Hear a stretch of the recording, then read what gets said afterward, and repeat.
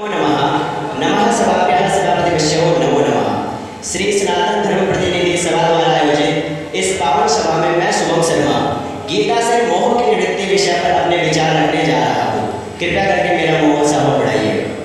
दोस्तों, जब आप पहली बार भगवत गीता को पढ़ते हैं तो एक धृतराष्ट्र के रूप में पढ़ते हैं। जब धृतराष्ट्र पुत्रों के वियोग में व्याकुल हुए, बेचैन हुए, संजय को भगवत गीता के प्रथम अध्याय के प्रथम श्लोक में कहते हैं कि धर्म क्षेत्रे कुरुक्षेत्रे संवेदायुत्सवः मामकः पांडवश्चैव किम कुरुत संजय। हे संजय, मुझे बताओ कि मेरे और पांडव के पुत्र युद्ध की इच्छा से एकत्र हुए युद्ध भूमि में क्या कर रहे हैं। दोस्तों, क्या कारण है कि महाभारत का युद्ध कुरुक्षेत्र में हुआ? क्या कारण है कि श्री कृष्ण ने भगवत गीता का ज्ञान अर्जुन को युद्ध से ठीक पहले दिया? कारण है जब मोह माया धन दौलत लोभ लालच के जाल में फंसकर इंसान अपने धर्म के मार्ग से भटक जाता है और अधर्म का रास्ता चुनकर अपना सर्वनाश कर लेता है, तो मनुष्य को इस सर्वनाश से बचाने के लिए संत योगीनाथ सर्वलोक महेश्वर अर्थात स्वयं श्री भगवान कृष्ण ने 5000 वर्ष पहले भगवत गीता का दिव्य ज्ञान दिया था कि गीता सुगीता कर्तव्यः इमं हि शास्त्रविस्तरै या स्वयं पद्मनाभस्य मुख पद्मात् विनिश्चिता।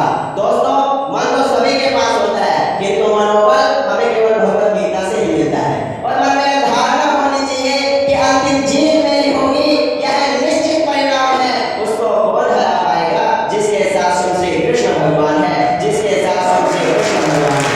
दोस्तों, जब अर्जुन अपने सगे संबंधियों को सामने लेकर भगाया जाता है और भगवान श्री कृष्ण से कहता है दृष्टोपम स्वच्छंदम कृष्णम, अपने सगे संबंधियों को सामने देकर युयुत्सम समुपस्थितम, यह सब मेरे अपने तो हैं।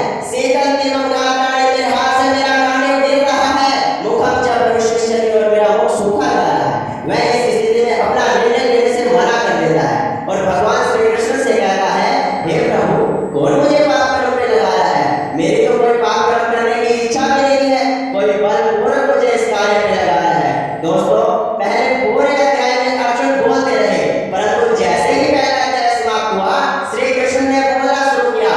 वो क्रांतिकारी श्लोक जिसे सुनने से आज भी उत्तेजक रह जाती है। क्या कहते हैं श्री कृष्ण कि क्लैप्यमास्मक महापार्थे तत्त्वयुपपद्यते क्षोत्रम हृदय दौर्बल्यम त्यक्त्वा निष्ठुरता। हे अर्जुन, ये जो तुम अपने हृदय की दुर्बलता दिखा रहे हो, ये तुम्हें शोभा नहीं देती। इस कुंती पुत्र अर्जुन को, इस द्रोण शिष्य अर्जुन को, इस वीर अर्जुन को शोभा नहीं देती। इसे त्याग कर खड़े हो जाओ, अपने धर्म के लिए, अपने हक के लिए, अपने राज्य के लिए खड़े हो जाओ। अर्जुन, खड़े हो जाओ। दोस्तों, भगवत गीता में अर्जुन प्रश्न करते हैं, श्री कृष्ण उत्तर देते हैं। अर्जुन प्रश्न करते हैं, श्री कृष्ण उत्तर देते हैं। क्यों भगवान श्री कृष्ण ने अर्जुन के हर एक प्रश्न का उत्तर दिया? क्योंकि भगवान श्री कृष्ण चाहते थे कि युद्ध से पहले अर्जुन के मन में कोई संशय नहीं है। किसी भी काम को करने से पहले हमारे भगवत गीता सत्य है और सत्य ही सनातन है। दोस्तों, भगवत गीता के ज्ञान के कारण ही चीन की यूनिवर्सिटी ने आज इसे प्रॉब्लम सॉल्विंग मैनुअल माना है और इसे एक सब्जेक्ट के रूप में पढ़ाना शुरू किया है।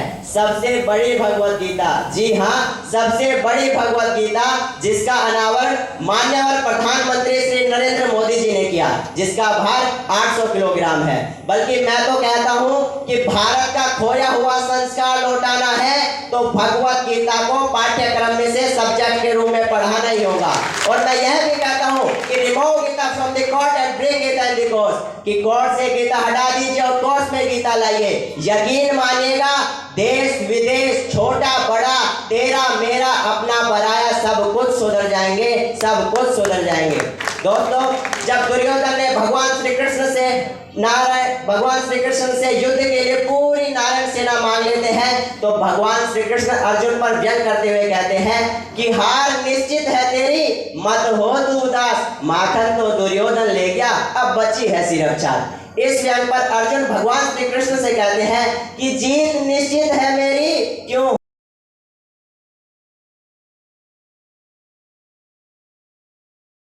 मैं उदास, अरे माखन का मैं क्या करूंगा जब माखन चोर है मेरे पास।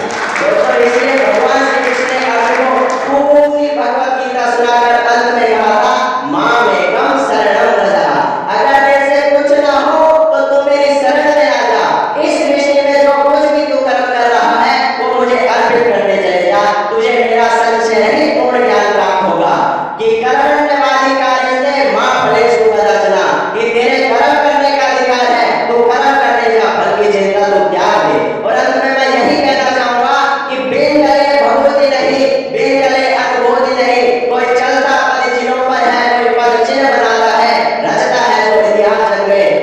वही